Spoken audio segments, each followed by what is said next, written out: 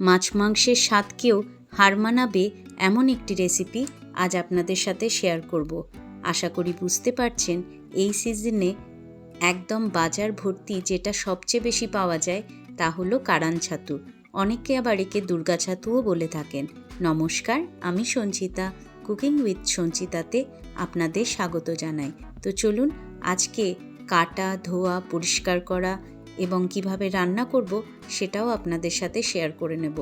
যারা কারান ছাতু রান্না করতে একদমই জানেন না, আজকের এই রেসিপি দেখে অবশ্যই একবার ট্রাই করবেন, আমার এটা অনুরোধ রইল।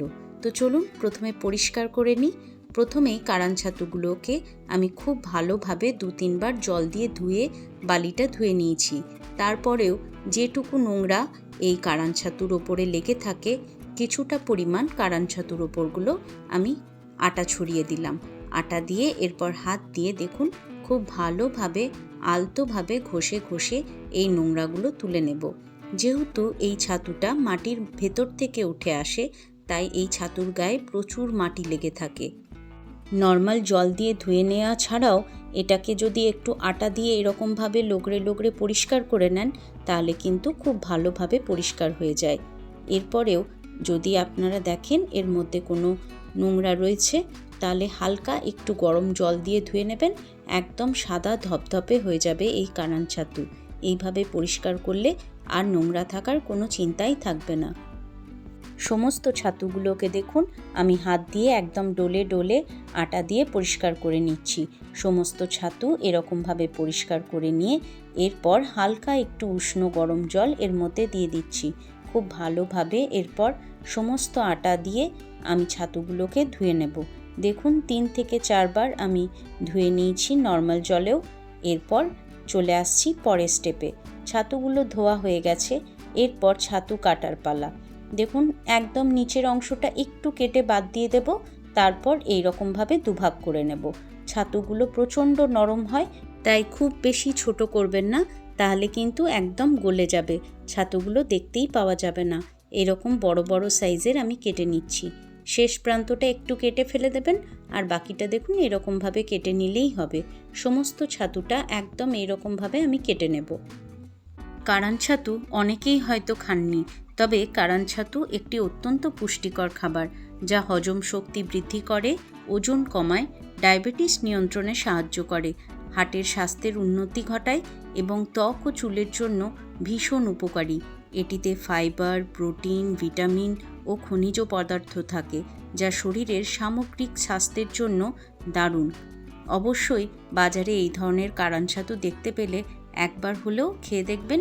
এটা খেতেও সুস্বাদু, প্লাস আমাদের শরীরের জন্য ভীষণ উপকারী। ছাতুগুলো সমস্ত আমি সুন্দর করে কেটে নিলাম। এরপর 15 মিনিট আমি ম্যারিনেট করে রাখবো কারান ছাতুটাকে। দিয়ে দিলাম 2 চামচ মিট মশলা, আর দিয়ে দিলাম 1 চামচ হলুদ গুঁড়ো, 1 চামচ কাশ্মীরি লঙ্কার গুঁড়ো, দিয়ে দিলাম পরিমাণ মতো লবণ, আর তার সাথে অ্যাড করে দিলাম 2 টেবিল চামচ পরিমাণ টক দই। টক দই দেওয়া হয়ে গেলে এরপর আমি এখানে অ্যাড করে দেব 1 টেবিল চামচ পরিমাণ সরষের তেল। এতে প্রত্যেকটা মশলা খুব ভালোভাবে প্রত্যেকটা ছাতুর ওপর কোট হয়ে যাবে। সুন্দরভাবে হাতের সাহায্যে মাখিয়ে নিতে হবে, একটু সময় সাপেক্ষ, তবে খুব সুন্দর করে প্রত্যেকটা ছাতু যেন মশলার মধ্যে কোট হয়ে যায়। দেখুন আমি সুন্দরভাবে মাখিয়ে নিয়েছি, প্রত্যেকটা ছাতুর মধ্যে মশলা একদম কোটিং হয়ে গেছে। এরপর রেখে দেব 15 মিনিট ছাতুগুলো ম্যারিনেট করে। এতে কিন্তু ছাতুর টেস্টটা অসাধারণ হয়ে যাবে।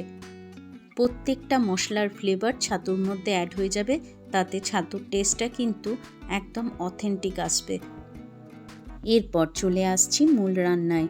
প্রথমে কড়াইয়ের মধ্যে দিয়ে দিলাম 3 টেবিল চামচ পরিমাণ সরষের তেল। ফোড়নে দিচ্ছি 1/2 চামচ পরিমাণ গোটা জিরে, একটা তেজপাতা, আর এখানে দিয়ে দিলাম দারচিনি, এলাচ, লবঙ্গ। সুন্দর একটা ফ্লেভার আসা পর্যন্ত অপেক্ষা করতে হবে। কয়েক সেকেন্ড নাড়াচাড়া করে ফোড়নটা ভালোভাবে ভেজে নিতে হবে। এরপর ভাজা হয়ে গেলে দিয়ে দিলাম 3টে বড় সাইজের পেঁয়াজ, একদম ছোট ছোট করে আমি কুচি করে নিয়েছি। পেঁয়াজটাকে খুব ভালো করে ভেজে নিতে হবে। পেঁয়াজটা ভাজতে একটু সময় লাগবে। যতক্ষণে পেঁয়াজটা ভাজা হচ্ছে, চলুন একটা পেস্ট তৈরি করে নিই। এখানে আমি টমেটো আর কাঁচা লঙ্কা দিয়ে একটা পেস্ট তৈরি করে রাখবো। আমি দুটো মিডিয়াম সাইজের টমেটো নিয়েছি। টমেটোটাকে দেখুন এরকম রাফলি আমি কেটে নিচ্ছি। এটা পেস্ট তৈরি করব। আর তার সাথে ঝালের জন্য দিয়ে দিচ্ছি দুটো কাঁচা লঙ্কা। আপনারা ঝালটা নিজেদের পছন্দ অনুযায়ী কমিয়ে বা বাড়িয়ে নিতে পারেন। টমেটো এবং কাঁচা লঙ্কা একটা গ্রাইন্ডিং জারে নিয়ে আমি সুন্দরভাবে একটা স্মুথ পেস্ট তৈরি করে নেব। টমেটোর পেস্টটা আমাদের রেডি হয়ে গেছে। এদিকে পেঁয়াজটাও আমাদের অনেকটাই এতক্ষণ ভাজা হয়ে যাবে। দেখুন পেঁয়াজের কালার চেঞ্জ হয়ে গেছে। এরপর এখানে আমি অ্যাড করে দিলাম 1 টেবিল চামচ পরিমাণ আদা রসুনের পেস্ট। আদা রসুনের পেস্টটা ততক্ষণ পর্যন্ত ভেজে নেব যতক্ষণ না এর কাঁচা গন্ধটা চলে যাচ্ছে।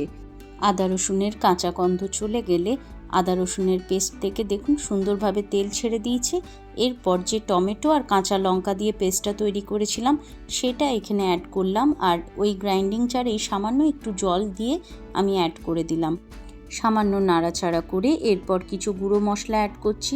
দিয়ে দিলাম হলুদ গুঁড়ো, কাশ্মীরি লঙ্কার গুঁড়ো, দিয়ে দিলাম 1 চামচ পরিমাণ ধনে গুঁড়ো, 1/2 চামচ পরিমাণ জিরে গুঁড়ো আর পরিমাণ মতো লবণ অ্যাড করলাম। আর দিয়ে দিলাম সামান্য একটু স্বাদটাকে ব্যালেন্স করার জন্য চিনি। আমি কারান ছাতু ম্যারিনেট করার সময়তেও কিন্তু লবণ অ্যাড করেছিলাম, তাই এখানে লবণটা একটু বুঝে অ্যাড করবেন। সমস্ত মশলাগুলো অ্যাড করে এরপর খুব ভালোভাবে কষিয়ে নিয়ে চাপা দিয়ে আরও 3 থেকে 4 মিনিট আমি একদম লো টু মিডিয়াম হিটে রান্না করে নেব, যতক্ষণ না মশলাটার থেকে সুন্দরভাবে তেল ছেড়ে দিচ্ছে। দেখুন 3-4 মিনিট হয়ে গেছে, মশলার থেকে কি সুন্দরভাবে তেলটা রিলিজ হয়ে গেছে। সাইড থেকে দেখছেন তেলটা একদম সুন্দরভাবে রিলিজ করে দিয়েছে। এরপর মশলাটা একদম রেডি। এরপর ম্যারিনেট করে রাখা কারান ছাতু আমি এখানে অ্যাড করে দেব। অ্যাড করে দিয়ে বেশ খানিকক্ষণ ধরে মশলার সাথে কারান ছাতুটাকে কষিয়ে নিতে হবে। কারান ছাতুর সাথে মশলাটাকে কষিয়ে নেওয়ার সময় এই সময় হিটটাকে হাই হিটে রাখবেন, নাহলে ছাতুর থেকে এত পরিমাণে জল বেরোবে যে ছাতুটা কষানো যাবে না। হাই হিটে রেখে খুব ভালোভাবে কষিয়ে নিয়ে 5 থেকে 6 মিনিট তারপরে এখানে চাপা দিয়ে আমি রান্না করব। ছাতুর থেকে প্রচুর পরিমাণে জল বেরোবে, তাই কোনো প্রকার জল অ্যাড করার কোনো প্রয়োজন নেই। এরপর আমি এখানে অ্যাড করে দিচ্ছি 1 চামচ পরিমাণ কসুরি মেথি। কসুরি মেথি হাতে এরকম 2 হাতে ভালো করে ঘষে নিয়ে তারপর অ্যাড করবেন, তাতে ফ্লেভারটা খুব সুন্দর আসবে। কসুরি মেথি দিয়ে ভালোভাবে মিশিয়ে নিয়ে এরপর চাপা দিয়ে রান্না করে নেব। ব্যাস, আর কোনো কাজ নেই। অত্যন্ত সহজ একটা রান্না, কিন্তু অত্যন্ত সুস্বাদু আর শরীরের জন্য ভীষণ উপকারী। বছরের এই দুর্গাপুজোর আগেই এই একটা সিজনেই একমাত্র বাজারে এই ধরনের ছাতুগুলো দেখতে পাওয়া যায়। একবার এইভাবে অবশ্যই ট্রাই করবেন। বিশ্বাস করুন, মাছ মাংস ফেলে আপনাদের এটা খেতে ভীষণ ভালো লাগবে।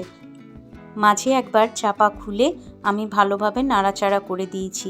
মাঝখানে 2-3 মিনিট পর চাপা খুলে একটু নাড়াচাড়া করে দেবেন, নাহলে কিন্তু তলা লেগে যেতে পারে। আমি ভালোভাবে নাড়াচাড়া করে মিশিয়ে নিয়ে আরও একবার চাপা দিয়ে রেখে দিচ্ছি 2 থেকে 3 মিনিট। এই ছাতু রান্না হতে খুব বেশি সময় লাগে না, মিনিট 10-এর মধ্যেই সুন্দরভাবে ছাতুগুলো সেদ্ধ হয়ে যায়। দেখুন আরও 3-4 মিনিট পর আমি খুলে নিয়েছি, কতটা সুন্দর কালার এসছে দেখুন। এটা দেখতে যতটা সুন্দর হয়েছে খেতেও কিন্তু ততটাই সুস্বাদু। একবার অবশ্যই এইভাবে ট্রাই করে দেখবেন। আমাদের কারান ছাতুর রেসিপি একদম রেডি। শেষে আপনারা চাইলে এখানে অ্যাড করতে পারেন সামান্য একটু চেরা কাঁচা লঙ্কা আর খুব সামান্য একটু ধনেপাতা। তাহলেই আমাদের কারান ছাতুর একদম দুর্দান্ত স্বাদের রেসিপি একদম রেডি।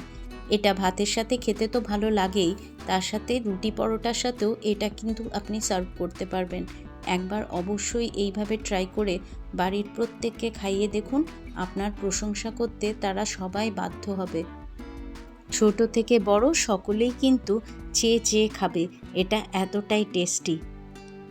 আশা করি আজকের কারান ছাতুর রেসিপি আপনাদের ভালো লাগলো। যদি ভালো লাগে প্লিজ আমার চ্যানেলটাকে লাইক করবেন, শেয়ার করবেন এবং সাবস্ক্রাইব করে আমার বন্ধু হয়ে আমার পাশে থাকবেন। আমার নতুন বন্ধুরা বেল আইকনটা প্রেস করে অল নোটিফিকেশনটা অন করে দেবেন, তাহলে আমি যখনই ভিডিও দেব আপনাদের কাছে নোটিফিকেশন চলে আসবে। চ্যানেলটাকে হাইপ করে দেবার অনুরোধ রইল। রেসিপিটা কেমন লাগলো আমাকে কমেন্টে জানাতে একদম ভুলবেন না কিন্তু। আমি আপনাদের কমেন্টের আশায় থাকব। আপনাদের সুন্দর সুন্দর কমেন্ট আমাকে ভীষণভাবে মোটিভেট করে নতুন নতুন রেসিপি শেয়ার করার জন্য। আপনারা সবাই ভালো থাকবেন, সুস্থ থাকবেন এবং আনন্দে থাকবেন। দেখা হবে নিত্য নতুন রেসিপি নিয়ে পরের ভিডিওতে। আজকের মতো তাহলে এখানেই বিদায় নিলাম। টাটা।